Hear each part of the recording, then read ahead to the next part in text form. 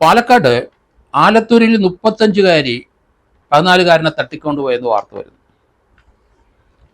ഈ വാർത്തയിൽ പല കാര്യങ്ങളും നമ്മൾ മനസ്സിലാക്കേണ്ടിയിരിക്കുന്നു.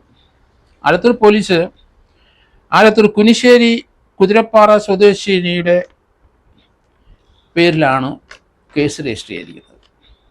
കുട്ടി കഴിഞ്ഞ തിങ്കളാഴ്ച പരീക്ഷ കഴിഞ്ഞ് വീട്ടിൽ മടങ്ങി വന്നില്ല എന്ന് മാതാപിതാക്കൾ പറയുന്നു. ഇതിൽ പോലീസ് കംപ്ലയിൻറ്റ് ചെയ്തു. അവരൊരു സംശയം പറഞ്ഞു, എറണാകുളത്തെ ഉള്ള ആലത്തൂർകാരി ഒരു സ്ത്രീയുടെ ഒപ്പമാണ് പോയെന്ന്. വീടിനടുത്തുള്ള സ്ത്രീയാണ്. അവർക്ക് 35 വയസ്സുണ്ട്.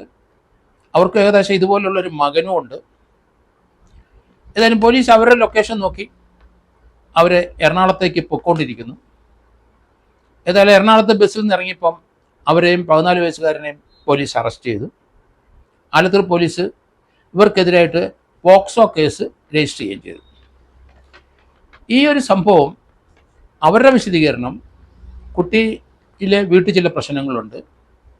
14 വയസ്സുള്ള കുട്ടിയാണ്, 9ാം ക്ലാസ്സിൽ പഠിക്കുന്നു. ഈ കുട്ടിയുടെ അനിയൻ ഇവരുടെ മകൻ്റെ കൂടെ പഠിക്കുന്നു. അതുകൊണ്ട് മകൻ വന്ന് ആ വീട്ടിലെ പ്രശ്നങ്ങളെല്ലാം, ഈ കുട്ടി അനുഭവിക്കുന്ന വേദനകളെല്ലാം പറയാറുണ്ട്. അവൻ കുട്ടി വീട്ടിലേക്ക് ഇനി മടങ്ങി പോവില്ല പരീക്ഷ കഴിഞ്ഞ് എന്ന് പറഞ്ഞപ്പം അവർ എറണാകുളത്ത് കോൾ സെൻറ്റർ നടത്തുന്ന സ്ത്രീയാണ്. അവരുടെ ഒപ്പം കുട്ടി പോയി. അവർ കുട്ടിയെ കൊണ്ടുപോയി എറണാകുളത്ത് ഇറങ്ങിയപ്പോൾ തന്നെ പോലീസ് അറസ്റ്റ് ചെയ്തു. അവരുടെ വിശദീകരണം പോലീസ് സ്വീകരിച്ചില്ല. പോക്സോ കേസ് വെച്ച് അവരെ അറസ്റ്റ് ചെയ്യുകയും ചെയ്തു. അവരെ ഇപ്പോൾ റിമാൻഡ് ചെയ്തു.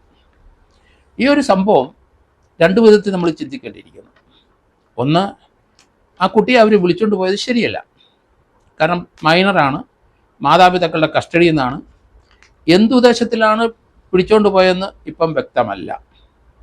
എൻ്റെ ഓർമ്മയിൽ വരുന്നത് കഴിഞ്ഞ 2-3 ആഴ്ച മുമ്പ് സുപ്രീം കോടതിയുടെ ഒരു ഓർഡർ, പ്രായമുള്ള ഒരാൾ 60 വയസ്സുണ്ട്, അതിൻ്റെ കൂടെ ഒരു പയ്യൻ പോയി. അതിനെ സംബന്ധിച്ച് മോശമായ രീതിയിൽ ഒരു എഫ്ഐആർ ഇട്ടു. അവസാനം സുപ്രീം കോടതി വരെ കാര്യങ്ങളെത്തി.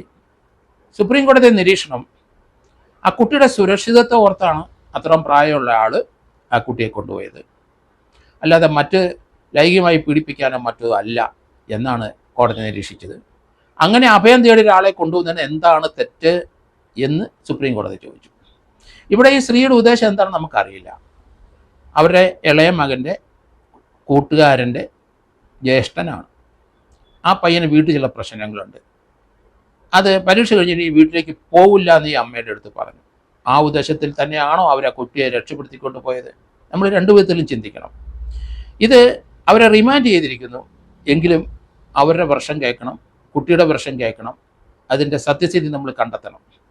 അല്ലാതെ എല്ലാവരും വന്ന് പറയുന്ന പോലെ ഒരു കേസെടുത്ത് ഒരു അമ്മയുടെ വേദന കൊണ്ടാണോ, ആ കുട്ടിക്ക് എന്തെങ്കിലും സംഭവിക്കുമെന്ന് കരുതിയാണോ ആ കുട്ടിയെ ആ അമ്മ എറണാകുളത്തേക്ക് കൊണ്ടുപോയത്? പക്ഷെ അവരുടെ ഭാഗത്ത് ചില വീഴ്ചകളും തെറ്റുകളും വന്നു.